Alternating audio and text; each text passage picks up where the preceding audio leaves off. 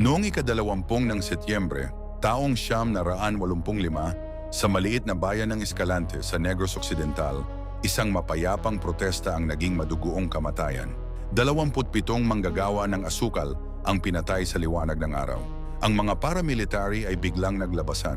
Pinaligiran nila ang mga protestang walang armas, walang daan para makatakas, mga kababaihan, mga kabataan. Lahat ay binaril ng walang awa. Ang mga bangkay ay iniwan sa kalye ng ilang oras. Isang babala sa ibang manggagawa, pero mas nakakasindak pa ang natuklasan pagkaraan ng mga taon. Mga mass graves na may mas maraming bangkay kaysa sa opisyal na ulat. Ang mga pamilya ng mga biktima ay pinatahimik, tinatakot, binayad para manahimik.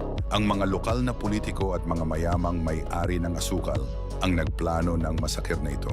Hanggang na ngayon, walang naparusahan sa krimen na ito. Ang Escalante Massacre ay naging isa sa pinakamadugong araw sa kasaysayan ng Pilipinas na nakakalimutan ng marami.